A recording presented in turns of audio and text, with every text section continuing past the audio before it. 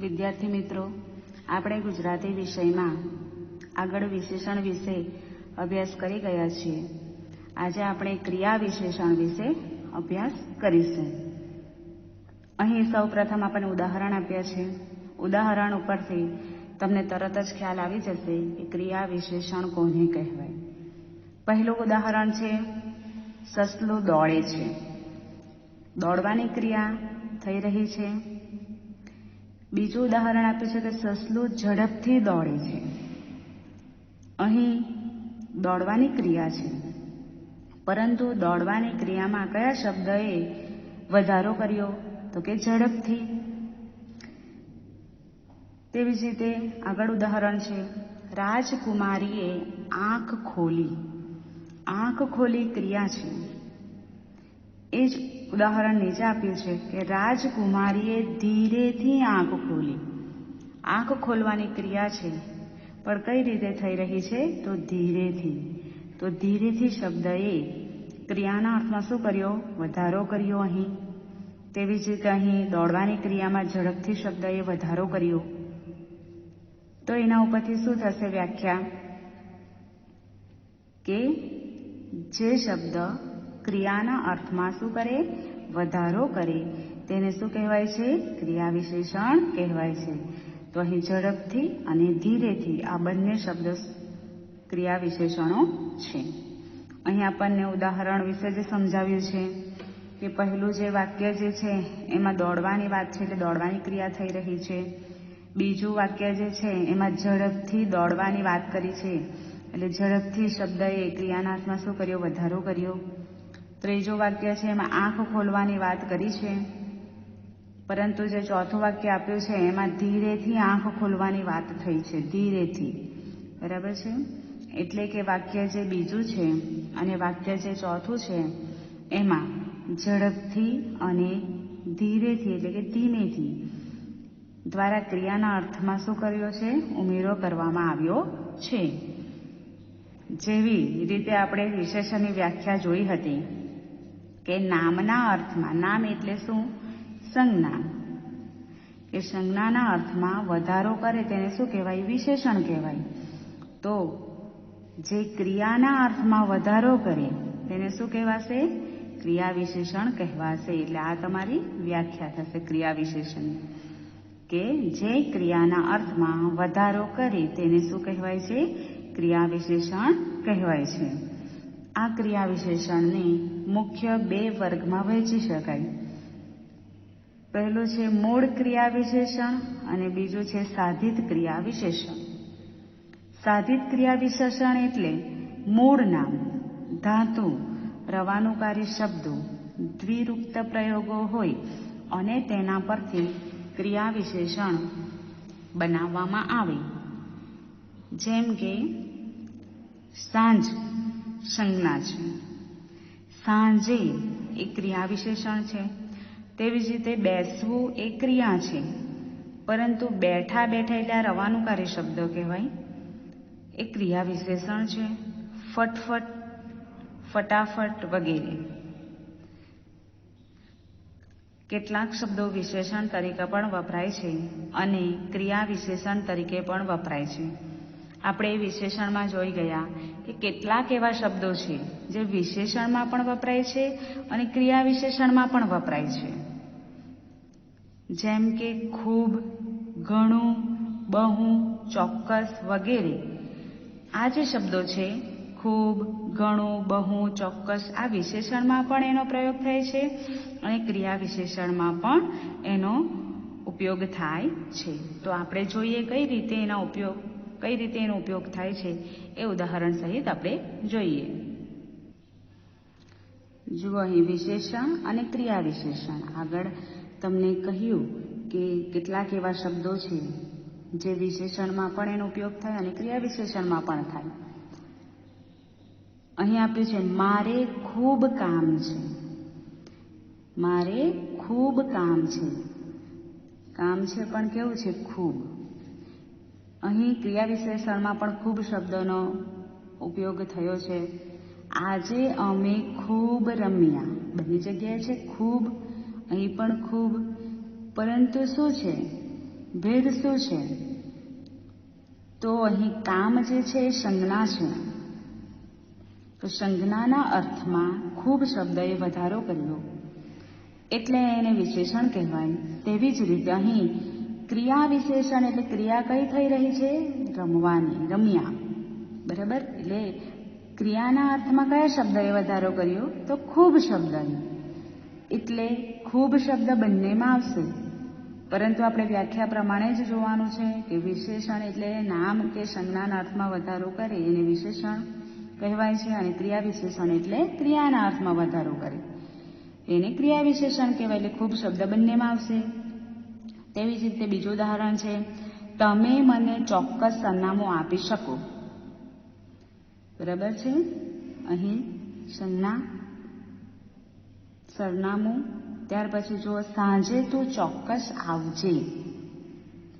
અહીં ચોક્કસ અને અહીં પણ જુઓ ચોક્કસ, બંને શબ્દોનો પ્રયોગ થયો છે.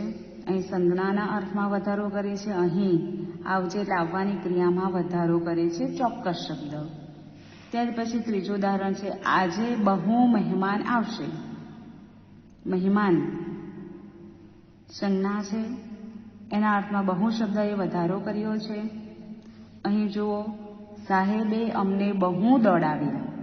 દોડવાની ક્રિયા છે. બરાબર? એના અર્થમાં બહુ શબ્દ વધારો કરે છે. એટલે બહુ બહુ બંનેમાં છે, પરંતુ અહીં સંજ્ઞાના અર્થમાં વધારો કરે છે અને અહીં ક્રિયાના અર્થમાં વધારો કરે છે. એટલે કેટલાક એવા શબ્દો પણ તમારા આવશે કે જે વિશેષણમાં પણ એનો ઉપયોગ થાય છે અને ક્રિયા વિશેષણમાં પણ ઉપયોગ થાય છે.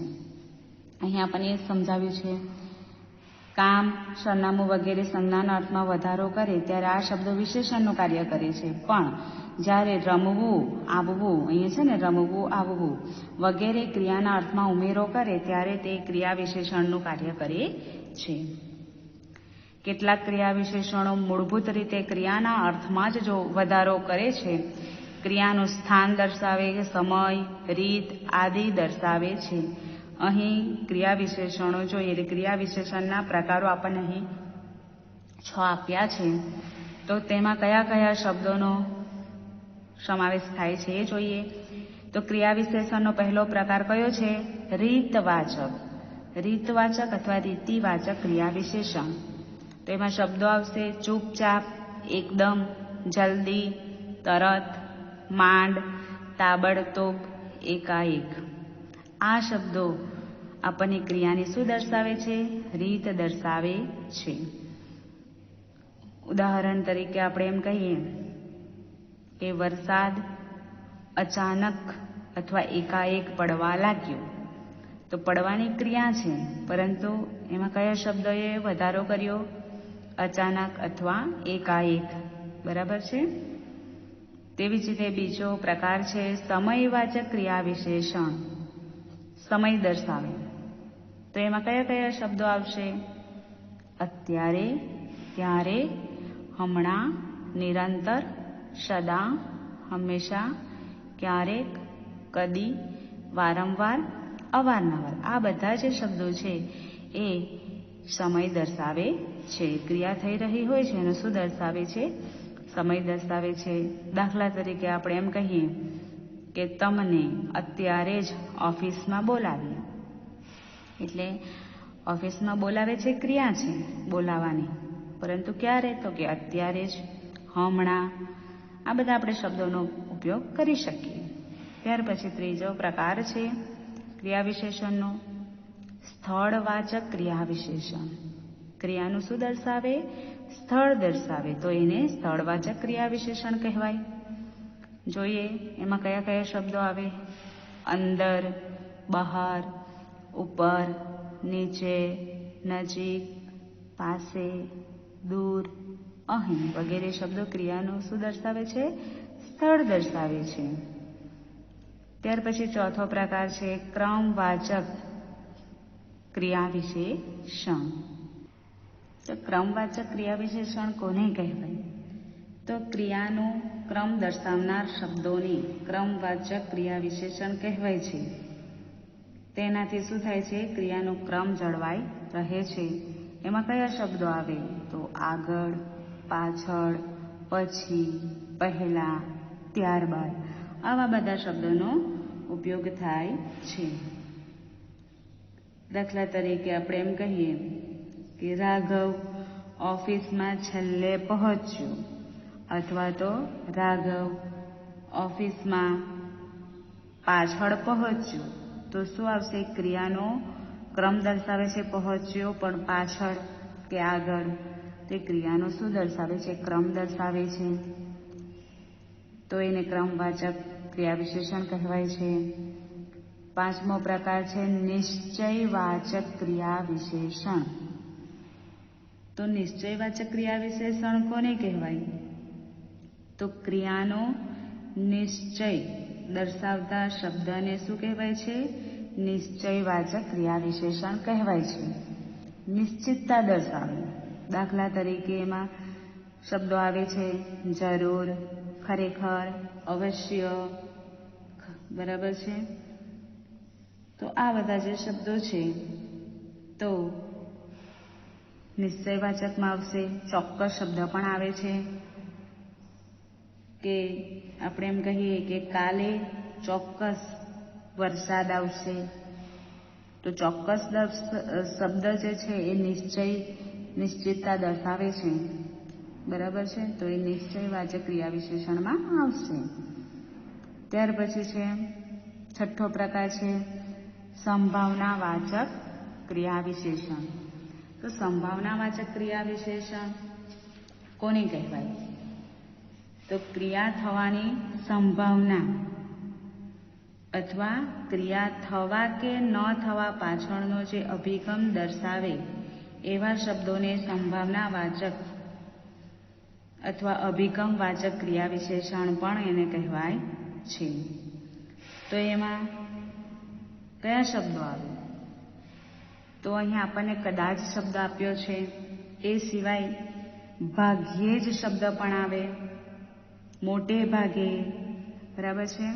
કયા કયા? કદાચ સિવાય, ભાગ્યે જ, પછી મોટે ભાગે,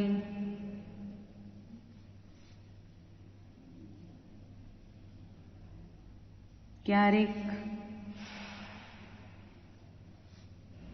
કદાચ તો છે જ, બરાબર. તો આવા બધા શબ્દોનો આમાં સમાવેશ થાય છે. શામાં? સંભાવનાવાચક ક્રિયા વિશેષણમાં.